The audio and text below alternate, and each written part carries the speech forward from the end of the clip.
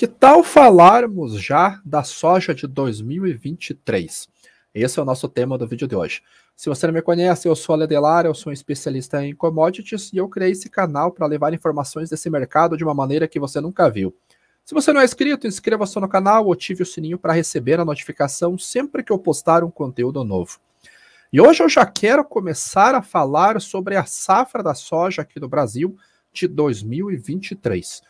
Eu sei que tem muita coisa para acontecer no mercado ainda, estamos com uma quebra de safra muito grande às portas aqui enquanto nós avançamos com a colheita. Várias consultorias já apontam números abaixo de 130 milhões de toneladas. Eu, inclusive, refiz os meus cálculos agora, atualizando. Eu acredito numa produção brasileira realmente ali próximo a 128, 129 milhões de toneladas. É uma quebra extremamente importante. E essa quebra ela vem devido ao clima, principalmente. Então, nós estamos no segundo ano de Laninha. O Laninha ele veio mais tarde, ele começou a mostrar as suas caras ali em novembro e trouxe todo esse cenário característico ali, uma seca e muito quente no sul do hemisfério sul e aquela chuva em excesso da região sudeste para cima do Brasil. E essa condição de seca colocou uma quebra realmente gigantesca, mais de 50% no acumulado aqui no Brasil, incluindo Rio Grande do Sul, oeste de Santa Catarina, oeste do Paraná e sul do Mato Grosso do Sul, isso mesmo. A Argentina ainda está na fase crítica, chegando agora, hoje estou gravando esse vídeo hoje, dia 1º de fevereiro, a Argentina está entrando na fase crítica do desenvolvimento da soja que é aflorada. Essa semana já tem tempo seco e nós estamos com preços realmente recordes na Bolsa de Chicago. Então, apesar de ter algumas coisas para acontecerem agora, nós estamos preocupados com o trabalho de campo, mas eu acho que já seria prudente pelo menos começarmos a pensar já da soja 2023, porque nós não teremos laninha. Eu, pelo menos, nunca vi laninha 3 anos seguidos. Esse laninha ele deve ir embora completamente ali por setembro, outubro, então infelizmente vai pegar um pouco da safrinha de milho aqui do Brasil, mas já para o ano, início do plantio, que é em setembro, quando termina o vazio sanitário nos estados que tem, 13 e 14 de setembro, e nós começamos o plantio da soja, nós não teremos a princípio o laninha. Então, não tendo o laninha, nós temos uma condição de plantio e de desenvolvimento muito melhor em comparação com o ano passado. Como que ficará esta safra, então? O vídeo que eu faço hoje não é cravar o que vai acontecer no mercado, mas é trazer alguns pontos de atenção, porque nós estamos vindo de uma alta gigantesca nos fertilizantes. E algumas dinâmicas de mercado, eles podem se alterar em relação às duas últimas temporadas. E para começar esse conteúdo, não tem como deixar de fora o conflito lá no leste europeu, envolvendo inicialmente a Ucrânia e a Rússia, vai ser o primeiro tópico disso dali. Esse conflito, eu não quero entrar também no mérito se vai ter invasão, se não vai ter invasão, quem que está certo dentro desse jogo, mas me atentar ao fato de que realmente há um conflito lá envolvendo os dois países, e são dois países muito importantes, tanto para a oferta global de cereais, mas também muito importantes quando nós falamos de fertilizantes. Primeiro porque a Rússia é o exportador de gás natural que vai para a Europa. 80% do gás natural ele é utilizado para a fabricação de fertilizantes, e aí vem todos os nitrogenados ali, começando com a ureia e chegando ali, ureia, DAP, MAP, amônio, tudo vem derivado do gás natural. E não tem como você, até pela relação de troca, ter uma alta muito expressiva nos nitrogenados e os outros fertilizantes, potássio, fosfatados, não acompanharem pelo menos em parte. Além disso, a Bielorrússia, que é o terceiro maior exportador de potássio do mundo, ela está na divisa com a Ucrânia e com a Rússia. E já começam a ter algum problema lá daí no segundo conflito geopolítico, que é a Bielorrússia versus a União Europeia, que pode mudar um pouco essa dinâmica. Então, compartilhando a tela com vocês, primeiro dando uma olhadinha no que aconteceu com o potássio. Eu quero tratar principalmente do potássio, porque o KCl é o que mais se utiliza para a produção de soja. nós temos uma estabilidade no mercado, basicamente desde dezembro, os preços pouco se alteraram. Então sobe $5 num dia, cai $5 no outro dia, mas no geral eles ficaram de uma maneira sustentada. O problema é que esta semana foi noticiado que, semana passada, que foi cassado a licença de exportação da Bielorrússia pelo porto de Klaipėda, lá na Lituânia, então já não tem como exportar para lá, e a Bielorrússia estava mandando o seu potássio pelo porto de Odessa, saindo pelo Mar Negro. E hoje saiu uma outra notícia pela Reuters de que alterou, que a Bielorrússia acabou levando o seu potássio saindo pela Rússia. Então ele vai desviar o suprimento de potássio da Lituânia para a Rússia, porque a Lituânia também cassou o acordo ferroviário, transporte ferroviário pelo país. Então a questão da Bielorrússia realmente ela é preocupante. No final do ano passado, a mesma Reuters ela divulgou que os importadores de potássio devem se preparar para ralis prolongados de preços após sanções à Bielorrússia. E aqui foi os Estados Unidos que impôs uma sanção ao país por aquele sequestro do avião, sequestrou 2 jornalistas que estavam indo para a Lituânia.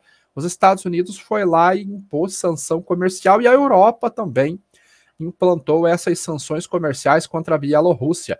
E o pior é que os Estados Unidos deu para os países principais, aqui Brasil incluído nesse, um prazo de até 1º de abril de suspender as compras da BPC, a Bella House Potash Company, que inclusive tem escritório aqui em São Paulo. Então o Brasil tem até dia 1º de abril para limitar as compras de KCl da Bielorrússia. Quando nós olhamos as importações, isso está no meu Twitter, do cloreto de potássio, o Canadá em primeiro lugar, a Rússia em segundo lugar e a Bielorrússia em terceiro lugar. Mais de 2,3 milhões de toneladas saíram da Bielorrússia com destino ao Brasil. Então, mostra que talvez nós tenhamos uma alta de fertilizantes do KCl para a safra de 2023. Só que o mercado de fertilizante ele está quieto nesse momento, ele está paradinho, tanto que eu mostrei nesse gráfico aqui para vocês que o preço praticamente ele não se mexe. Quando o mercado ele está muito parado nesse sentido, que o produtor ele sai do jogo das compras, é uma tentativa de baixar os preços. Então, talvez nós vejamos esse preço realmente caindo um pouco mais à frente. Agora, vamos imaginar que a Rússia invada a Ucrânia realmente. Ali nós teríamos 3 possibilidades dentro desse cenário. Primeiro, o mercado não faz nada, então invadiu, vocês que são todos soviéticos, que resolvam os seus próprios problemas, né? Ninguém briga de marido e mulher, ninguém mete a colher, é o ditado que tem. É uma possibilidade pequena, mas é. Lembrando que a Crimeia foi antes de ontem. A Rússia anexou a Crimeia, que era território ucraniano, e o mercado xingou no Twitter, mas efetivamente não fez nada. Então a chance da Rússia invadir a Ucrânia é pequeno, mas existe, e o mercado não fazer nada também é pequeno, mas é uma possibilidade. Segunda possibilidade é sanções comerciais contra a Rússia. Aqui é a possibilidade maior, mas é difícil de acontecer pela importância do país no mercado global. Se os Estados Unidos impõem sanção comercial para a Rússia, da onde que a Europa ia comprar o gás natural? Dos Estados Unidos. Os Estados Unidos quer vender gás natural para a Europa. Claro que quer, mas por que preço que chegaria esse gás natural lá? Porque o custo de transporte de navios através de LNG, Liquid Natural Gas, ele é muito caro. Uma diária de um navio de LNG custa $250 mil. Um navio Panamax custa 30. Então, olha o custo que é. Além disso, o gás ele é transportado de maneira líquida. Você teria mais um custo de regaseificação no destino, lá na Europa, que não é barato, para daí ser comercializado. Então, o replacement, que é o custo de reposição desse gás natural dos Estados Unidos para a Europa, inviabilizaria já essa sanção comercial. Então, esse gás teria que sair, por exemplo, do Golfo Pérsico, ali, Emirados Árabes, Arábia Saudita, Catar, outros países ali da região do Golfo Pérsico, do Oriente Médio, para a Europa. Então, os Estados Unidos já não teria essa chance realmente de comercializar para lá. Então, a sanção comercial, primeiro ponto é o gás natural. Segundo ponto, como que ficaria o abastecimento de trigo e soja no mundo, e milho no mundo? Porque a Rússia é o maior exportador de trigo, a Ucrânia se posiciona entre os 4 maiores exportadores de trigo, de milho a Ucrânia, ano passado, ela foi o segundo maior exportador, a Rússia também é um grande exportador de milho, então tiraria uma oferta de mercado muito importante e, consequentemente, elevaria os preços e aumentaria a inflação pelo lado de alimentos. Então, é o segundo ponto que já dificulta a questão de sanções comerciais. E outro detalhe aqui que eu vou compartilhar com vocês, esse é o site oec.world, foi criado lá no MIT. Olha de quem que os Estados Unidos mais importa o potássio? Rússia, 73% do potássio consumido pelos Estados Unidos vem da Rússia. Como que ficaria esse abastecimento aqui? Então, apesar de as sanções comerciais serem o que teria maior chance de acontecer, a probabilidade também é pequena. E o que teria menor probabilidade de acontecer no caso de uma invasão, uma terceira guerra mundial? Aí a Rússia invade a Ucrânia, há conflito armado, Estados Unidos e OTAN mandam tropas para lá, a Europa entra no conflito, aí vira aquele salseiro, aquela bagunça toda, e aí quebra qualquer cadeia produtiva do mundo. Qualquer navio que vai sair da Ucrânia, ou seja, pelo Mar Negro, ou seja, lá pela costa leste do país, vai ter um porta-aviões, vai ter os navios de guerra ali, e é tiro, porrada e bomba. A chance é nula de acontecer nesse momento, mas existe essa chance de acontecer. Então, pelo lado dos custos de fertilizantes, há alguns riscos no mercado que podem elevar o preço do KCl, no caso do plantio da soja. Então, é algo realmente que nós temos que prestar atenção. Agora, falando da oferta, esse ano, já compartilhar a tela também, esse ano nós tivemos uma área plantada no Brasil de 40,4 milhões de hectares. A Conab aqui, vamos considerar esse número da Conab, que está atrasado pelo menos há 10 anos, esse número da Conab, mas ela prevê 140 milhões de toneladas, mas está muito fora. Eu tenho uma planilha aqui que fica um pouco melhor de nós olharmos, que é a produção já comparando desde 2017 até 2022. Então, a área plantada aqui, em torno de 40,8 milhões de toneladas, a área colhida 40,5 milhões. É normal essa queda entre plantio e colheita, mas o rendimento esse ano ele caiu absurdamente em comparação com o ano passado devido à escassez hídrica, principalmente o déficit hídrico aqui no sul do país. Então, a produção, eu já estou colocando aqui 128 milhões de toneladas para essa safra, 10 milhões de quebra em comparação com o ano passado, que já teve uma quebra também, vamos falar a verdade.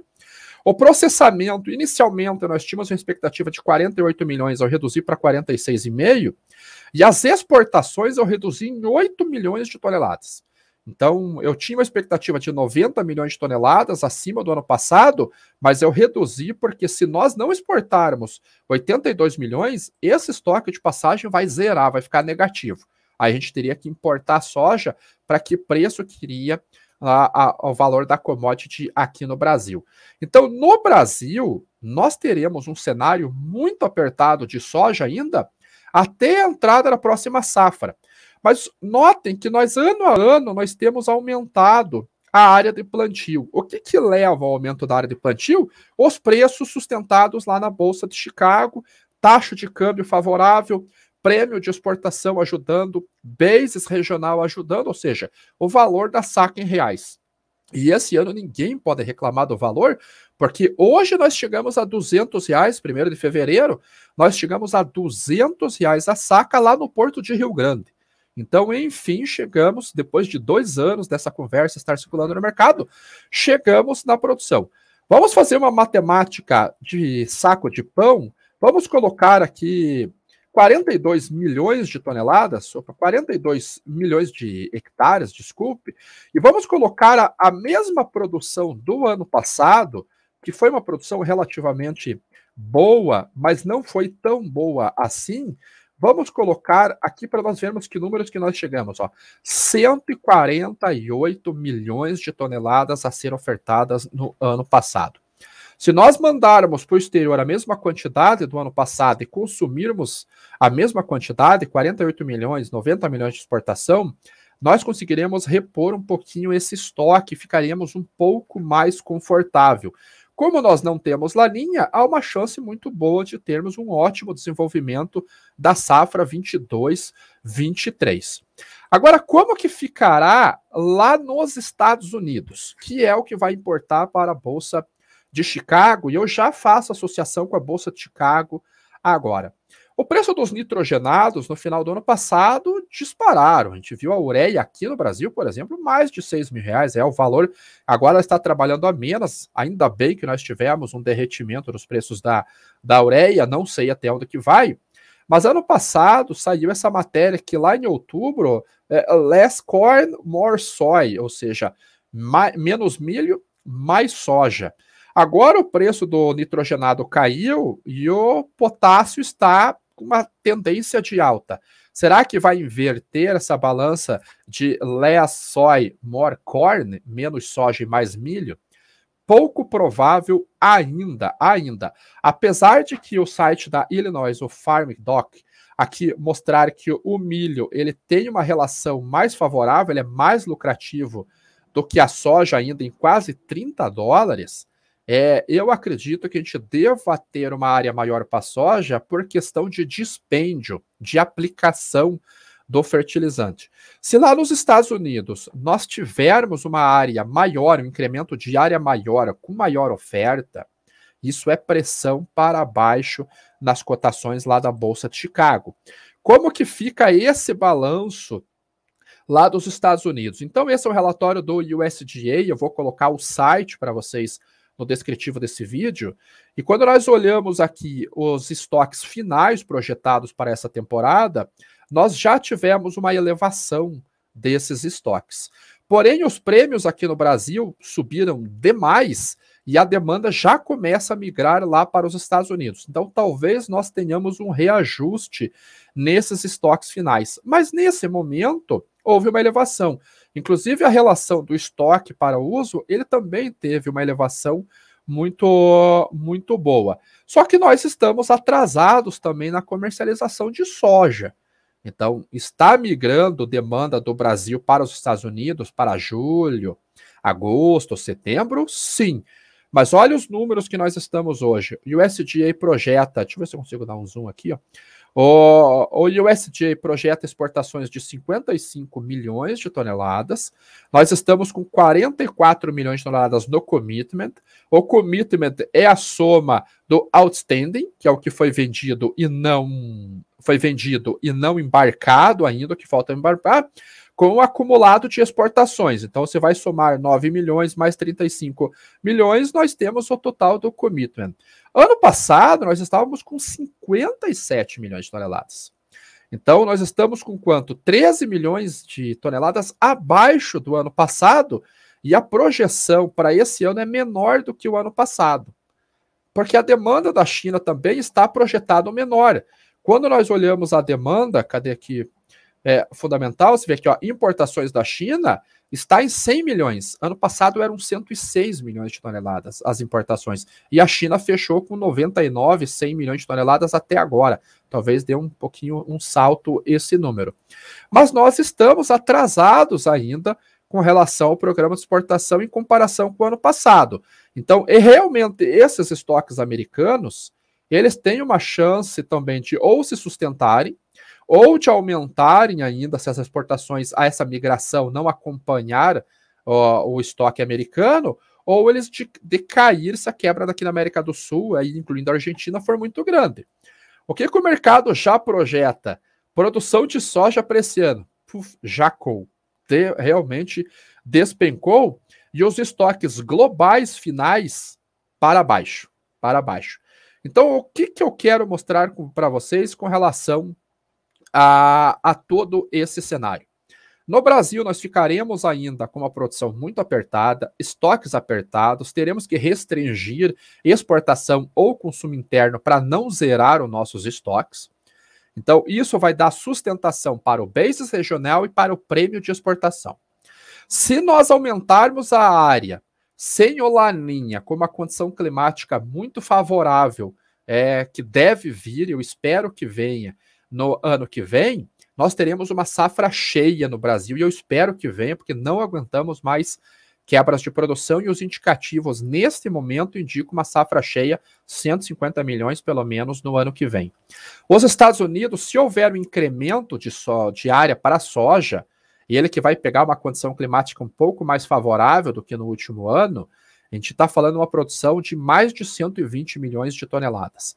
Então, se a demanda que migrar da América do Sul para os Estados Unidos não conseguir compensar o atraso nas exportações, teremos elevação nos estoques americanos, nos estoques finais do carry-out.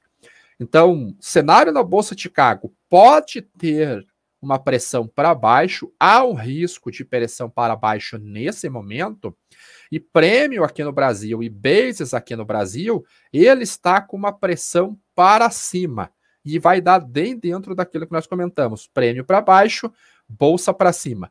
Qual que é o fator que falta nessa equação que vai ser um risco que nós temos no mercado? É a nossa taxa de câmbio. E a taxa de câmbio, como eu costumo falar, eu não tenho competência mínima para dizer para onde que vai a nossa taxa de câmbio. O que eu estou olhando hoje é um risco colocado no mercado, hoje a R$ 5,27 no mercado à vista, mas não olhe taxa spot para comercializar commodities. Isso é um erro clássico. É um erro clássico, é olhar dólar à vista para comercializar commodities. Não olhe, temos que olhar o dólar futuro referente ao mês de entrega. Então, vez ou outra, vocês veem aí alguém falando, o dólar está 5,27 para eu vender a soja lá em maio, Jacó, eu falei que ia cair, pula, adianta a fita, porque nós temos que olhar o dólar futuro. E olhando lá para 23, a safra que entra em janeiro, fevereiro, nós vamos utilizar o contrato de abril como referência, por exemplo, nós estamos com um dólar hoje de R$ 5,96. Jacou bastante em relação a esse dólar, já chegou a estar cotado acima de 6,20, 6,30 reais, mas agora ele está em 5,96, o que eu acredito ser um ótimo patamar de preços ainda para a nossa taxa de câmbio. Então, quais são as possibilidades que nós temos? E aí vai depender de uma consultoria te ajudar a desenvolver essa estratégia. Se há uma possível pressão, ou melhor, se há um risco de queda em Chicago, com safras cheias no verão de 2023, já que não teremos laninha, seguros de baixa na Bolsa de Chicago podem ser uma possibilidade. Podem ser uma possibilidade. Se há um risco de elevação dos custos do KCL, principalmente, aproveitando um dólar alto ainda, aproveitando uma Bolsa de Chicago ainda alto, talvez um barter agora, para travar o custo e garantir um recebimento de KCL lá à frente, quando você recebe isso daí, que é mais ou menos setembro que você vai receber, também pode ser uma possibilidade. Venda a termo, sem você estar associado a uma troca com relação à soja, só vender por vender, pode ser uma possibilidade para travar em reais. Então, não venderia em dólar, eu venderia em reais para travar um risco de queda do dólar. Mas eu venderia uma parte pequena da minha produção justamente por garantir a questão de preços. Vamos ver numa simulação aqui como que ficaria o preço da saca de soja hoje, considerando o prêmio histórico, o basis histórico melhor. Então, olhando aqui, vamos voltar aqui, o overview de como que está o mercado hoje lá na Bolsa de Chicago. Vamos pegar o contrato março, que seria a minha referência hoje para a soja que é entregue em janeiro e fevereiro. Nós estamos olhando em 1.356 centavos de dólar por bushel. Se eu tenho um prêmio histórico na cidade de Sorriso, que eu anotei aqui, a menos 140, eu tenho aquele dólar futuro que eu mostrei para vocês lá em abril a 5,962, 105,962, eu teria uma saca de soja hoje em Sorriso para entregar em março de 2023 a R$ 159, R$ 160 reais, olhando o basis histórico. Se esse basis histórico ele acaba melhorando, indo para menos 100, para menos 100 centavos, esse preço salta para 165. Se ele vem para menos 80, ele saltaria para 167. Como há essa questão da quebra de safra aqui, menos soja no Brasil, estoque apertado, a chance desse prêmio histórico aqui, que é menos 140, subir, ela é bem grande. Ela é bem grande. Então, não venderia a termo nesse sentido. Agora, se eu mantenho um prêmio histórico de 140 e a Bolsa de Chicago resolve cair para 1.250, por exemplo, a minha saca sai de 159 para 145. Se eu deixo de vender lá na frente, mantendo a 1.356, e esse dólar resolve cair, e ele começa a se aproximar mais da linha do dólar spot, e ele fica em 5,40, 5,50, essa soja também cai para 147. Então, eu falo, não é uma recomendação, mas é algo para você pensar, aonde que eu tenho risco de queda de preço do meu referencial, taxa de câmbio e Bolsa de Chicago. Há um risco de queda de preços. Então, talvez travar um pouco via NDF ou comprar uma put de dólar seja um bom negócio.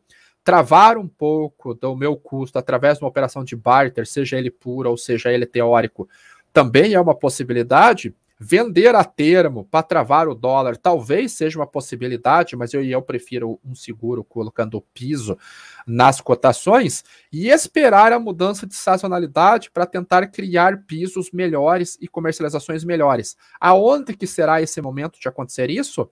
Maio. Maio talvez seja o mês mais adequado porque é o plantio americano. Então é o pico da sazonalidade de alta, ele começa a maio e ele vai em linha reta até junho, julho. A partir daí já começa a ter uma leve pressão de queda, porque nós começamos a trabalhar já com a safra americana, com o contrato que entra em novembro. Então esse é que eu quis dizer, só mostrar para vocês quais são as possibilidades que podem vir a acontecer para a safra do ano que vem, onde nós temos um risco realmente de queda na taxa de câmbio, um risco de queda na Bolsa de Chicago. E a taxa de câmbio, lembrando, esse ano é o ano eleitoral. 2023 não é ano eleitoral. Não sei quem que vai ganhar essa eleição, mas o comportamento de alta na taxa, ela é no ano eleitoral. Passou as eleições, o mercado volta ao normal, se adequando a quem foi eleito. Então, há um risco de queda? Sim. Muito grande? Não sei. Vale a pena proteger? Com certeza. Bolsa de Chicago, se vierem safras ótimas na América do Sul e nos Estados Unidos, a safra que vai ser plantada em maio, também há um risco de pressão de baixa agora. E no Brasil, por essa condição de quebra de safra, manteremos o estoque apertado. Então, é um cenário, neste momento, com as condições agora, claro, para a alta dos prêmios, queda de Chicago e possível queda do câmbio também. Então, a gente já tem uma estratégia para poder trabalhar aí. Então, esse é o meu recado de hoje. Espero que você tenha gostado. Já vendendo o nosso peixe também, se você tem interesse em contratar uma consultoria para fazer esse trabalho, eu sugiro a nossa consultoria, relatóriosagro.com.br. Acesse o site lá, vamos conversar, mesmo que sem compromisso, para você entender aquilo que eu falei.